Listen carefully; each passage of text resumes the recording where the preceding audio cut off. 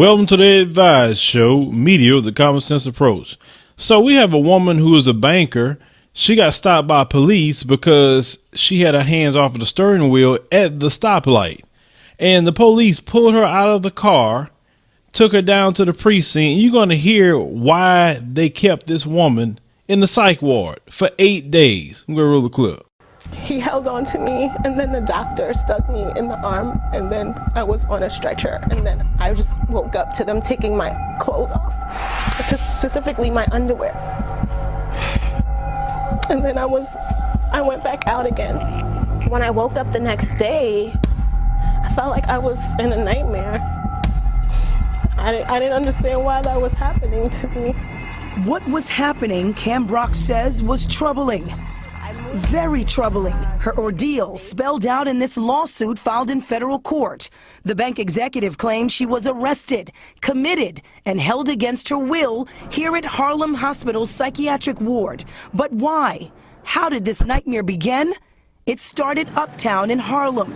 Brock cruising in her BMW, music pumping, when suddenly an NYPD officer pulled her over. He said, "Why are you driving without your hands on the wheel?" And I said, "I was just dancing. I'm at the light, you know," and he just asked me to get out the car. Brock was detained and taken to the 30th precinct. She says she had no idea why. Were they questioning you? What was going on when you were in that precinct? They didn't question me at all. They just put me to sit down, and I was watching everyone else go through the normal, you know, being lined up, being fingerprinted. I didn't get any of that. I was just waiting. After a long wait at the precinct, Brock was released. No charges filed. But she was told to return the next day to pick up her car. That's when things took a dramatic turn. It started when she showed up here at this police substation instead of the precinct. The lawsuit claims police reacted with insults and disbelief that Brock could possibly own a BMW. I just felt like from the moment I said I owned a BMW, I was looked at as a liar. They put me in handcuffs, and they said because I need to just be in handcuffs and they're going to take me to my car. So I said, okay, whatever it's going to take to get to my car. Then EMS approached me. And they said, you know, we're going to take you to your car. And I'm like, in the ambulance? I'm going to a car in an ambulance? I'm going to my car in an ambulance? I was just so confused. She took that ambulance to Harlem Hospital. You're in handcuffs? In handcuffs, in the emergency room. And then at that point, when I realized what was happening, Brock was committed to the psych ward at Harlem Hospital. They forced me to take medication. Pix 11 obtained Brock's hospital records from her attorney. The doctor's diagnosis: Brock suffered from bipolar disorder and psychotic behavior, a claim Brock's attorney disputes. She has absolutely no history of mental illness, okay? To brand her as being mentally ill for the sole reason that she claims to own a BMW, which she in fact owns, to claim that she's a businesswoman, a banker, which she is something that is absurd. That medication was lithium and powerful sedatives. Brock spent 8 days in the hospital and released. And to make matters worse, the lawsuit says the hospital slapped her with a more than $13,000 bill. And I'm like, why am I here? You know, oh, because you're a danger to yourself. And I'm like, how am I a danger to myself? I was just trying to get my car. That's all I was doing. Now, if this isn't the most racist thing I've ever heard in my life. So a black woman who is a banker, went to school, got her education. She's doing the right thing. She pulled herself up by her bootstraps. She's not getting entitlements. She's not on welfare. She's not on food stamps. She's doing everything that a lot of these people in this country say that black people should do. She earned her keep, and she bought her a BMW because that's what she worked for and she earned. And it is a problem. You see, it doesn't matter if you go to school, you earn your keep, or you on welfare and food stamps. Those racists in this country don't like us. And it's sad when you have to deal with those savages in uniform, because yes, those savages do take those police jobs. I'm gonna tell you what it is.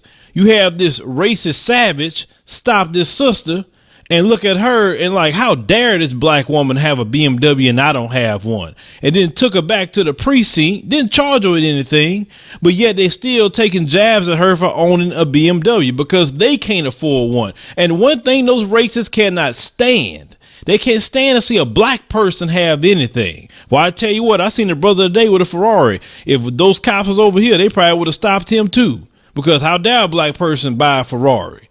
You know, how dare you own the business? How dare you get your education? See, I said this when I was talking to Brother Yakanan because I believe this. White supremacy can only thrive on black inferiority. As long as black people feel inferior or they live their lives inferior, then white supremacy is happy. Racism is happy because they feel superior to you. But when you get things on your own, build your own businesses, build your own economy, take advantage of the buying power we have around our community, they can't stand that junk. And it makes them feel uneasy because they can't afford what you can afford.